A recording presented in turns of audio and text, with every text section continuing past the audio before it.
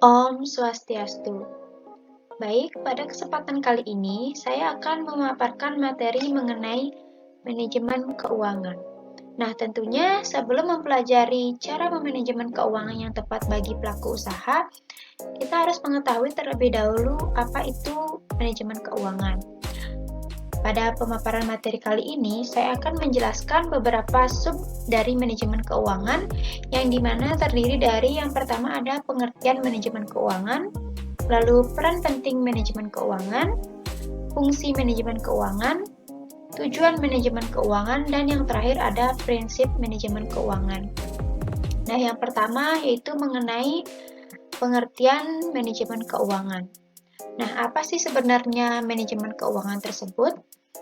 Manajemen keuangan adalah kegiatan merencanakan, mengatur, mengarahkan, dan mengawasi aktivitas finansial seperti pengadaan dan pemanfaatan dana perusahaan. Manajemen keuangan juga berarti menerapkan prinsip manajemen umum terhadap sumber daya keuangan perusahaan. Selain itu, manajemen ini juga merupakan segala aktivitas yang berhubungan dengan cara agar bisa mendapatkan modal kerja, menggunakan, mengalokasikan, dan mengelola aset perusahaan agar mencapai tujuannya. Artinya, ada kepentingan untuk menciptakan serta menjaga nilai ekonomis suatu perusahaan. Semua ini pun akhirnya bermuara pada penciptaan kesejahteraan para pemilik usaha dan pegawainya. Selanjutnya, mengenai peran penting manajemen keuangan. Manajemen keuangan atau finance management memiliki beberapa peran penting dalam kelancaran urusan bisnis. Yang pertama itu ada perencanaan keuangan. Nah, peran penting utama dari manajemen keuangan adalah perencanaan keuangan perusahaan. Ini berkaitan dengan kebutuhan keuangan seperti urusan bisnis dan semua kredit untuk mencapai kesuksesan bisnis bergantung pada perencanaan keuangan yang tepat. Yang kedua itu ada menjaga atau melindungi dana. Manajemen keuangan atau finance management juga bisa diterapkan untuk melindungi keuangan demi mencapai tujuan bisnis. Anda harus menentukan bidang mana saja pada bisnis Anda yang akan membutuhkan dana. Jangan sampai ada pengeluaran yang berlebihan pada satu proyek, karena ini akan berpengaruh pada proyek yang lainnya. Selanjutnya itu ada alokasi dana. Alokasi dana yang tepat agar kemampuan operasional meningkat berawal dari manajemen keuangan yang dilakukan. Jika alokasi dana perusahaan tepat, maka dapat mengurangi biaya bisnis dan meningkatkan estimasi modal. Selanjutnya ada peluang investasi. Nah, jika Anda pandai mengelola keuangan, hal tersebut akan membuka peluang berinvestasi. Investasi akan membantu Anda mendapatkan keuntungan yang cukup besar. Contoh investasi yang banyak dilakukan adalah emas, saham, reksadana, tanah, dan properti. Untuk dapat melakukan investasi, Anda perlu mempelajari benar-benar cara berinvestasi agar tidak merugi dan bisa meminimalkan terjadinya risiko. Yang terakhir ada keputusan keuangan. Pentingnya manajemen keuangan adalah untuk menentukan keputusan terkait keuangan. Setiap pilihan keuangan yang sudah dibuat dan dilakukan tentunya tidak akan bisa ditarik kembali. Karena itulah, keputusan keuangan ini berpengaruh pada seluruh operasi bisnis. Maka dari itu, Anda haruslah berhati-hati sebelum membuat keputusan keuangan tersebut. Selanjutnya mengenai fungsi dari manajemen keuangan. Nah, setelah mengetahui pengertian serta peran dari manajemen keuangan, tentunya kita juga perlu mengetahui fungsi dari manajemen keuangan. Nah, yang pertama itu ada fungsi perencanaan atau planning. Nah, perencanaan keuangan tidak hanya berlaku ketika perusahaan akan memulai bisnisnya. Ketika perusahaan telah berjalan dan ketika perusahaan ingin melakukan pengembangan usaha, perencanaan keuangan ini mutlak tentunya diperlukan. Rencana keuangan akan menjadi pedoman untuk melangkah ke depan. Perusahaan bisa dengan mudah memprediksi pengeluaran dan pemasukan yang akan terjadi di periode mendatang. Nah, fungsi perencanaan keuangan terdiri dari perencanaan laba rugi dan arus kas perusahaan. Manajemen keuangan juga berupaya menyusun rencana pemasukan dan pengeluaran perusahaan. Selanjutnya yaitu fungsi anggaran atau budgeting. Fungsi anggaran terdiri dari rencana penerimaan beserta pengalokasian anggaran yang efektif dan efisien dalam memaksimalkan dana perusahaan yang dimiliki. Fungsi anggaran ini merupakan tindakan lanjutan dari fungsi perencanaan keuangan. Terdapat detail-detail pemasukan dan juga pengeluaran perusahaan. Manajemen keuangan harus dengan teliti menilai beberapa catatan penting dalam menyusun anggaran. Berapa banyak uang yang masuk, berapa banyak uang yang keluar, dan seberapa besar arus kas yang ada.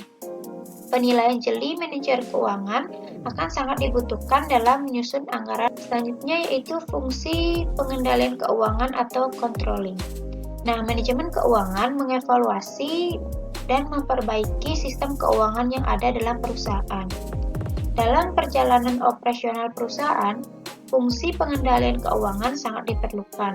Pengendalian keuangan bisa diterapkan dalam membuat prosedur dan kebijakan yang bisa mencegah atau paling tidak meminimalisir kesalahan dalam pengelolaan keuangan. Bagaimana cara mencatat pengeluaran dan pendapatan, metode apa yang dipakai dalam pencatatan maupun laporan keuangan, bagaimana pengakuan pendapatan, dan bagaimana pajak yang akan ditangani.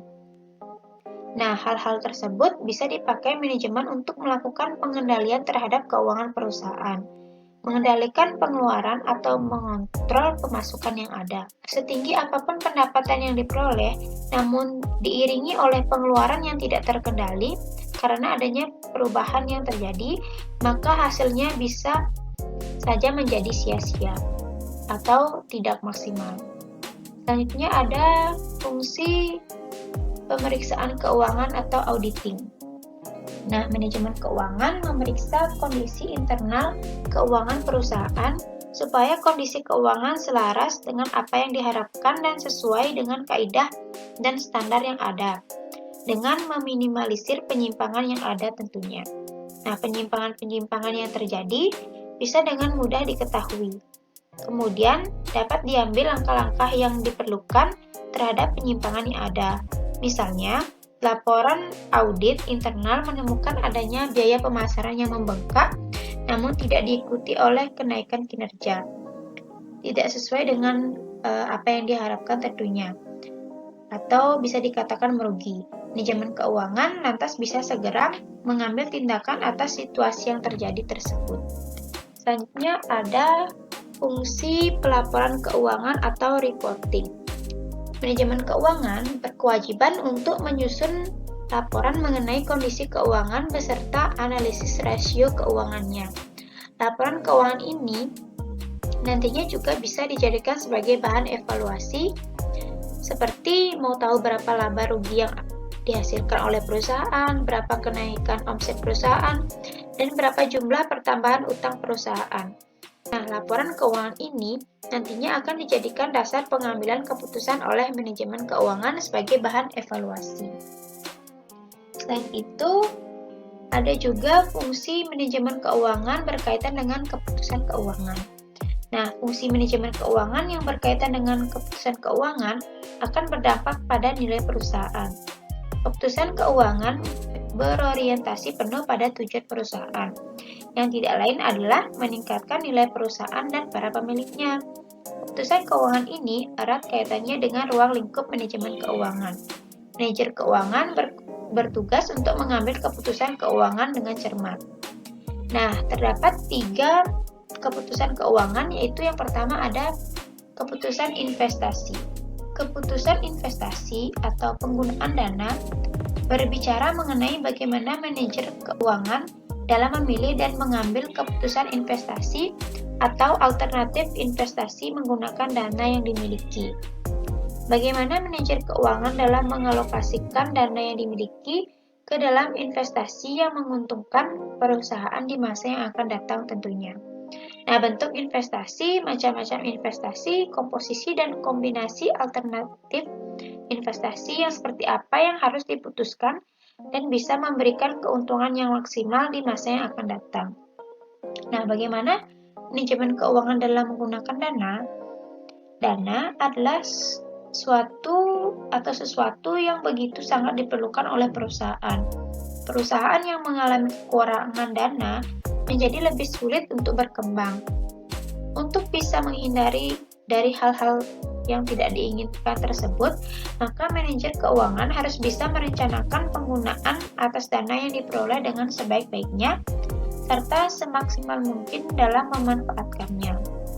Nah, dana yang diperoleh perusahaan bisa diinvestasikan ke dalam aset tetap maupun ke dalam aktiva lancar.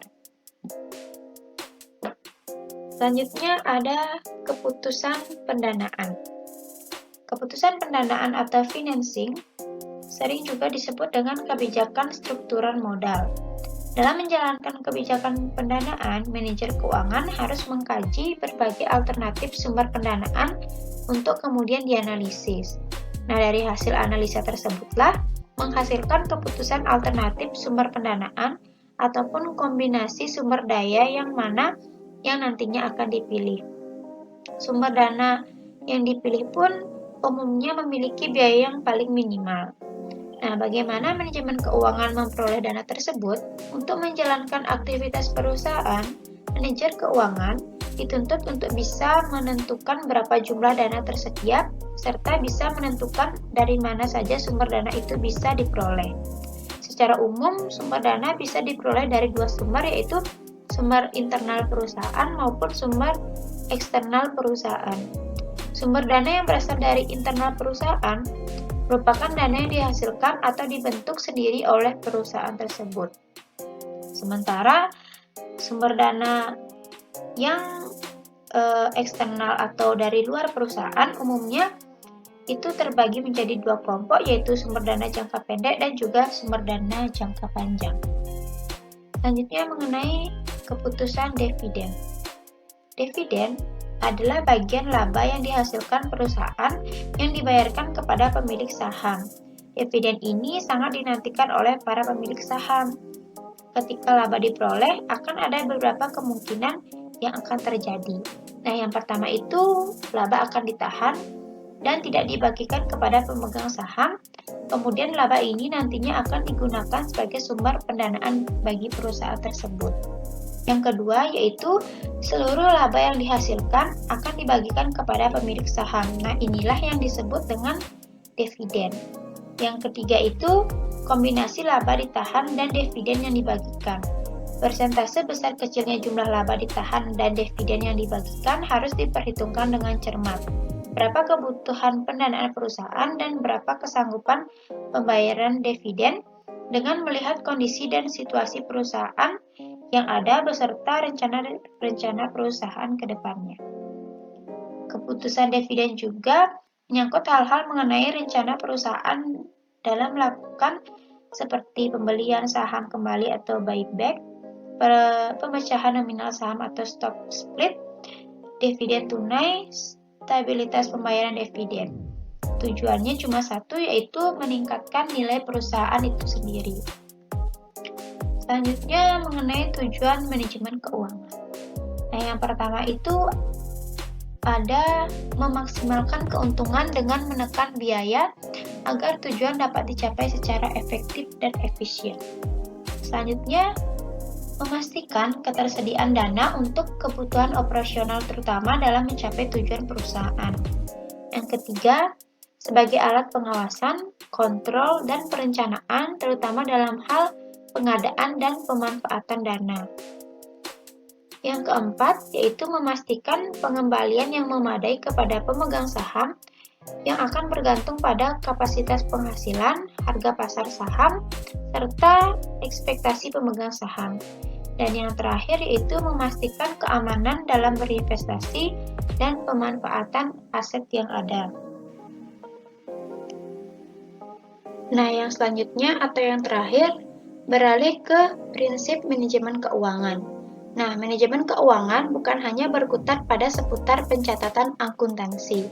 Ia merupakan bagian penting dari manajemen program dan tidak boleh dipandang sebagai suatu aktivitas tersendiri yang menjadi bagian dari pekerjaan orang keuangan. Nah, terdapat 7 prinsip dari manajemen keuangan yang perlu diperhatikan. Yang pertama ada konsistensi. Nah, sistem dan kebijakan keuangan dari organisasi harus konsisten dari waktu ke waktu. Ini tidak berarti bahwa sistem keuangan tidak boleh disesuaikan apabila terjadi perubahan di organisasi. Pendekatan yang tidak konsisten terhadap manajemen keuangan merupakan suatu tanda bahwa terjadi manipulasi di pengelolaan keuangan perusahaan tersebut.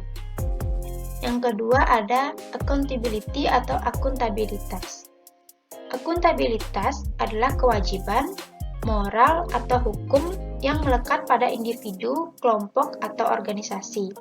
Organisasi harus dapat menjelaskan bagaimana dia menggunakan sumber dayanya dan apa yang telah dia capai sebagai pertanggungjawaban kepada pemangku kepentingan.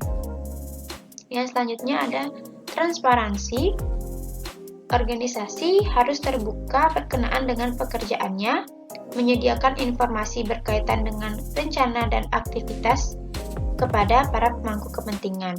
Termasuk di dalamnya itu yaitu menyiapkan laporan keuangan yang akurat, lengkap, dan tepat waktu, serta dapat dengan mudah diakses oleh pemangku kepentingan. Apabila organisasi tidak transparan, hal ini mengindikasikan bahwa ada sesuatu hal yang disembunyikan oleh organisasi tersebut. Selanjutnya ada kelangsungan hidup atau viability. Nah, agar keuangan terjaga, pengeluaran organisasi ditingkatkan secara strategik maupun operasional harus sejalan atau disesuaikan dengan dana yang diterima. Kelangsungan hidup atau viability merupakan suatu ukuran tingkat keamanan dan keberlanjutan keuangan organisasi. Yang selanjutnya ada integrity atau integritas. Dalam melaksanakan kegiatan operasionalnya, individu yang terlibat harus mempunyai integritas yang baik. Selain itu, laporan dan catatan keuangan harus tetap dijaga integritasnya melalui kelengkapan dan keakuratan pencatatan keuangan. Yang berikutnya ada stewardship atau pengelolaan. Organisasi harus dapat mengelola dengan baik dana yang diperoleh dan menjamin bahwa dana tersebut digunakan untuk mencapai tujuan yang telah ditetapkan.